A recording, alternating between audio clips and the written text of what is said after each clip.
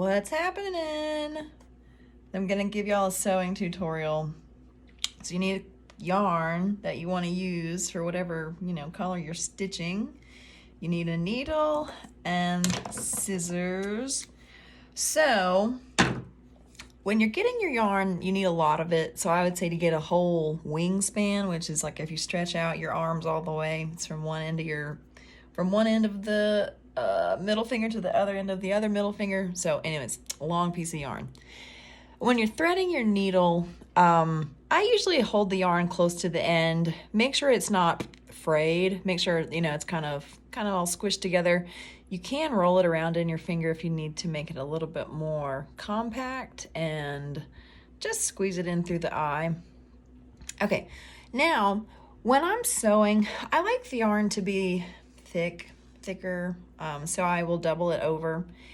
And I would like for y'all to use this method if it makes sense. Anyway, so take the two ends of the two tails, and so the needle is actually at the other end of the yarn.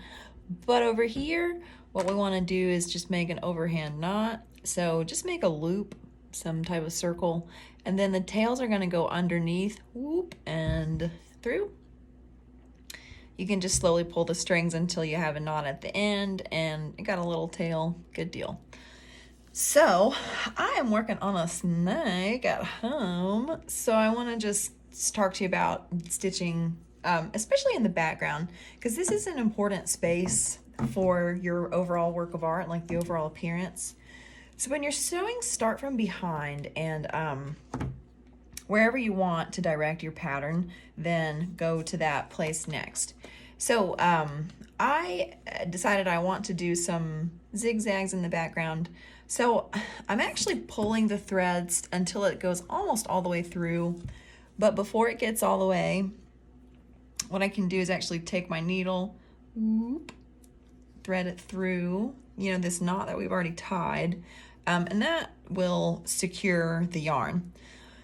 Make sure that this is pretty taut. There's not like loose yarn flopping around everywhere. It's pretty tight, secure, all that good stuff. And okay, so I've got my first stitch here. What I'm gonna do is I just prefer to choose a direction and go in that direction until it's time for whatever reason to shift. So if I say, okay, I'm kind of happy with how this is going, maybe I want to change directions. So I'll start from the other side and go backwards. This is just to make sure that the stitches that I've put in before don't come undone. And so there's not really, there's not one way to do this, let's say that. So however you choose to stitch your pegboard, that's up to you, like in terms of the direction that you go and the pattern that you make. I would like to see you all using all of the holes that are available to you, just because I think it's a good way to practice using different types of texture, using different patterns, and getting an extra element from the yarn. Okay, let's pretend that I am done with this, or my needle, my thread is too short for me to keep sewing and I need to change it. Especially if you're somebody that's working with a short amount of yarn, I would say just take these. I usually just tuck one under something that's nearby, and I'll just make a double knot like the same way that I would with a pair of shoes. So just make sure it's a double knot though, because if you only tie it one time, it's not gonna stay, right? So you will just continue sewing. That's just how to do the stitching. And so you'll just continue to do the sewing until you're all done. And these will be beautiful. Oh, look who it is. Princess Beans came to say, give it a little cameo. She used to come to class a lot during remote learning, and I love her little face because she looks like she, has just dipped her nose into some ink.